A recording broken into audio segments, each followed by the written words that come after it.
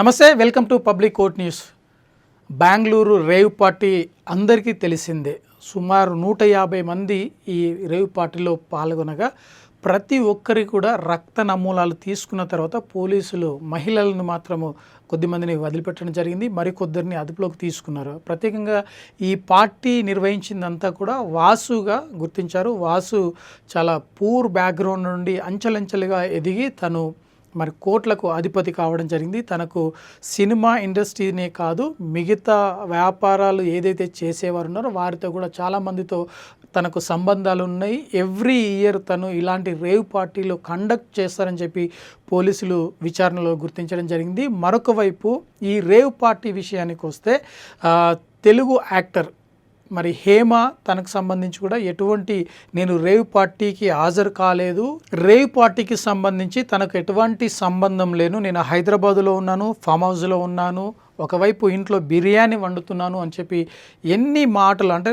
ప్రేక్షకులను కావచ్చు, అభిమానులను కావచ్చు, మిగతా వారందరినీ కూడా తప్పుతో పట్టించే ప్రయత్నం చేశారు. కానీ చివరికి బెంగళూరు పోలీసులు హేమ కూడా ఉంది, తన పేరు కృష్ణవేణి అని ప్రత్యేకంగా చెప్పింది. అందులో భాగంగానే తనను కూడా తన రక్త నమూనాలు సేకరించి తనను పంపించడం జరిగింది. తను కూడా డ్రగ్స్ తీసుకుంది అని పూర్తి స్థాయిలో బహిర్గతమైన తర్వాత తన స్థితిగతి ఏంటి, తను ఏ విధంగా మభ్యపెట్టింది, ఏ విధంగా అందరినీ తప్పుతో పట్టించిందో ప్రేక్షకులందరూ కూడా చూడడం జరిగింది. సాధారణంగా ఇలాంటి కేసులు నమోదైన తర్వాత మహిళలు కాబట్టి కొంతవరకు వాళ్ళకు ఎగ్జంప్షన్ ఇచ్చి వారిని విచారణకు హాజరు కావాలి అని చెప్పి ప్రత్యేకంగా సమన్లు జారీ చేయడం, ఆ తర్వాత వారు విచారణకు హాజరు కావడం అంటే చట్టపరంగా కొనసాగుతున్న తీరు. కానీ ఈరోజు హేమ మరి కోర్టుకు హాజరు కాలేదు. అంతేకాకుండా తనకు వైరల్ ఫీవర్ వచ్చింది, అనారోగ్యంతో ఉన్నాను అని చెప్పి మరొకసారి ప్రజలను కూడా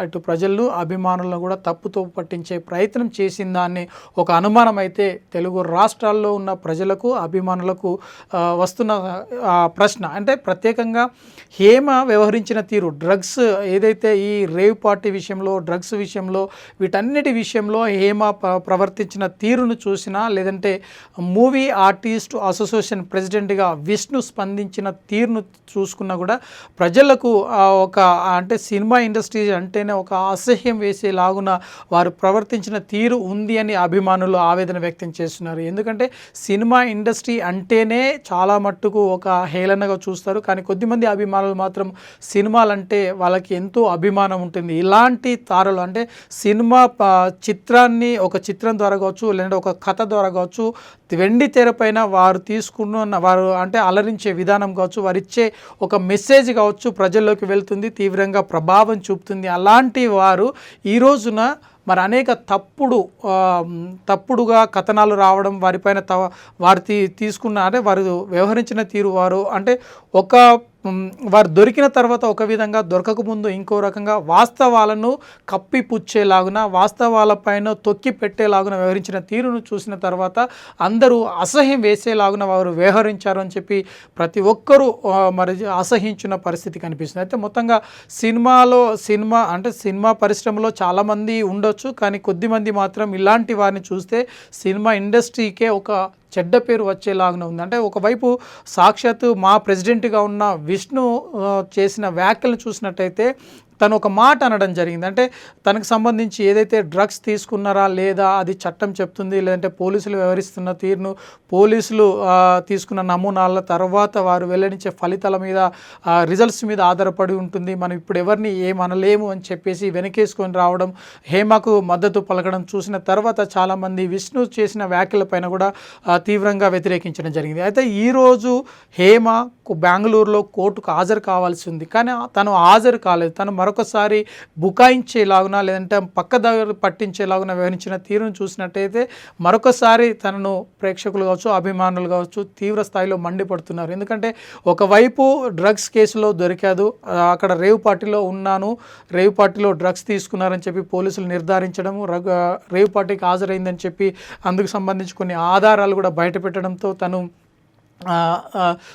అంటే గమ్మున నోరు మూసింది అని చెప్పి స్పష్టంగా చెప్పుకోవచ్చు. అంటే ప్రేక్షకులు కూడా ఖచ్చితంగా తనపైన ఒక ముద్రను వేయడం జరిగింది. ఎందుకంటే తప్పులు చేయడము ఆ దేవుడికి సాధ్యం కాకపోవచ్చు, కానీ మనుషులమైన మనము తప్పులు చేస్తుంటాము, 99% తప్పులు చేస్తుంటామని చెప్పి ఆయన ఒక వీడియోను రిలీజ్ చేయడం జరిగింది. ఆ వీడియోలో అంటే ఒక తప్పు కోసం 100 అబద్ధాలు ఆడిన సందర్భాలు ఉన్నాయి. కానీ ఆ తప్పును సరిచేసుకునే అవకాశం మనుషులకు ఉంది.